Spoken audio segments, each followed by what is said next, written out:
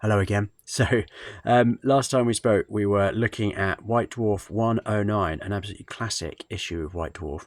One of the reasons it's considered classic is because it has this, which was a feature on the Imperial Guard, an in-depth feature, which really was like the first Imperial Guard codex after Rogue Trader had come out. Rogue Trader came out in 1987. This is a White Dwarf from early 1989 from January, so it took them a little while to pull this together, but it is brilliant, well worth the wait. So it details the fact that the Imperial Guard were basically taken from interplanetary defense forces. So every planet within the Imperium was obliged to have its own defense force.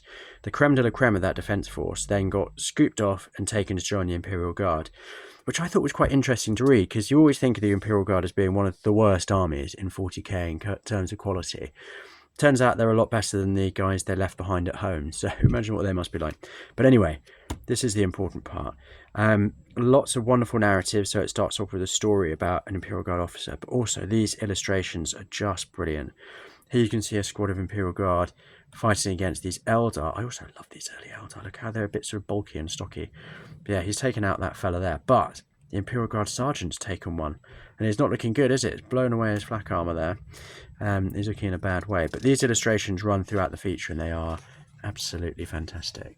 So here we go. This gives you a bit of an introduction to the Imperium and Imperial Guard, as I just mentioned. It talks about these wonderful little details, like having unofficial badges for veterans. So after they've been in a battle or a campaign, they would be sold badges by their commanding officers, which they then pin to themselves as sort of badges of honour. We've got a cheeky bit of, I think, again, David Gallagher art there.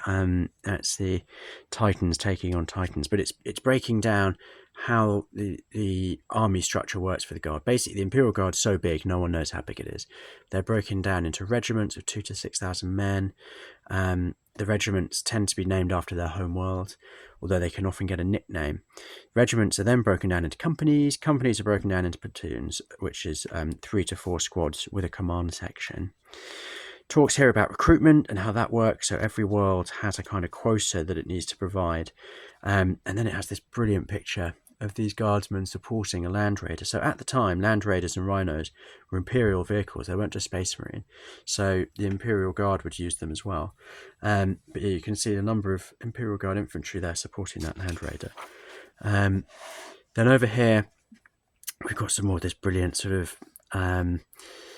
sketch art. I absolutely love it. There's some Imperial Guardsmen on the attack.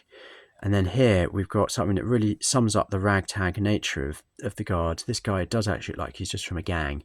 And that's one of the things that are featured in here. This article is that a lot of the time the Imperium would solve 2 problems at once by just recruiting entire gangs and putting them into the Imperial Guard as a full unit, thus getting rid of the gang and thus applying their love of violence to the Imperial Guard. So that guy does look like a ganger, doesn't he?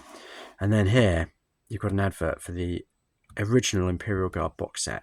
36 plastic detailed guard figures modelled in hard plastic with a range of separate arms and weapons. So this was the first Games Workshop product I ever bought at the Games Workshop in Brighton. Wandered in with my dad when I was about 6 or 7. I had no idea what this place was all about, but I loved it immediately, and he got me that box set. I was far too young to be able to actually build it, but it has had a place in my heart ever since, and I've still got most of those miniatures covered in poly cement and enamel paint. So here we've got a picture of a servitor who's just slain that orc while he's doing his repairs. And now this is pretty brutal. As we know, commissars are ruthless police, and this one is actually gunning down an Imperial Guard sergeant who, it looks like the sergeant is running away. So the commissar is not taking any chances and has killed him right in front of one of his own men. So the commissar will be hoping that inspires them to turn around and fight. It's a reminder of the fact that life in the Guard is pretty darn tough.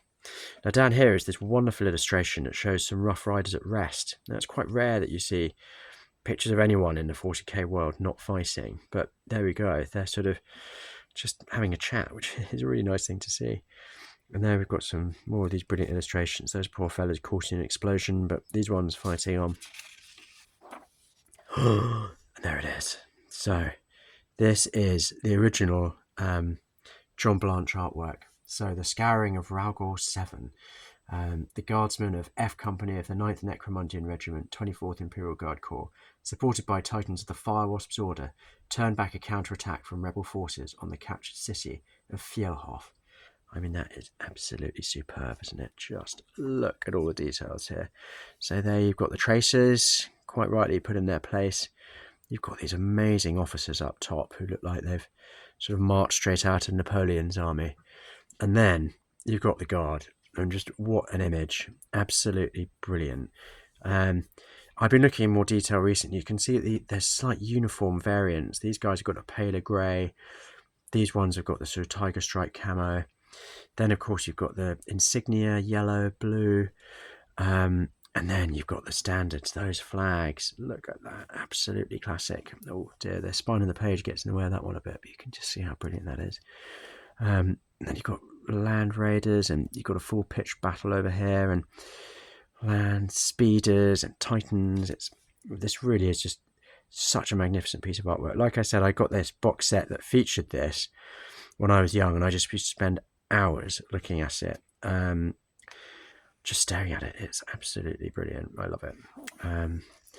So we continue, and now we've got details about beastmen and ogrins and ratlings, penal battalions. I'm actually pulling together a penal battalion of my own at the moment, which I hope to paint up one day. And then we talk more about sort of how things work on the battlefield. And then there's some brilliant artwork of the Rough Riders smashing through the orc lines there. You can see it there, just taking them apart. Oh my word, it just keeps coming. So here we've got this wonderful illustration, let's get that in properly, of a guardsman of the 5th Arcadian Regiment, who looks just absolutely brilliant, doesn't he? You can see him clutching onto his las gun, looking very ready for battle. You can see a lot of the insignia that would be used. There's details here, 4th Platoon, 3rd Platoon. You can see helmet insignia down here and how that works. I mean, probably beyond my painting ability, painting that little spider on his hand, but, you know, shoot for the moon. And then we've got details of special units, assault platoons, rough riders, beastmen, ogrins, rattling snipers, penal battalions. This is an absolutely magnificent feature. The more I look at it, the more I love it. There's some rattlings there, looking sort of cheerful and jolly as they rattle away.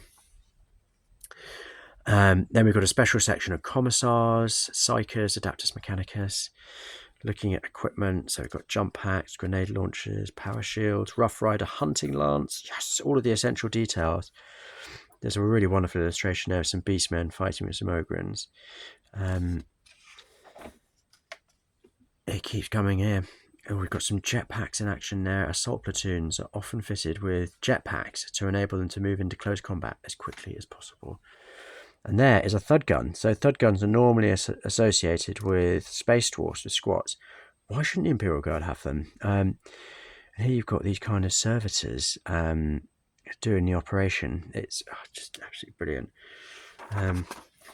So there we go. So now we get to the nitty gritty. So we've got points cards, which also come with brilliant illustrations. We've got a commander, a captain, lieutenant, adaptus mechanicus, adaptus mechanicus, oh, that's a servitor, commissars.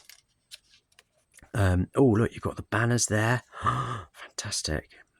So you can mock those up. Oh, there's more.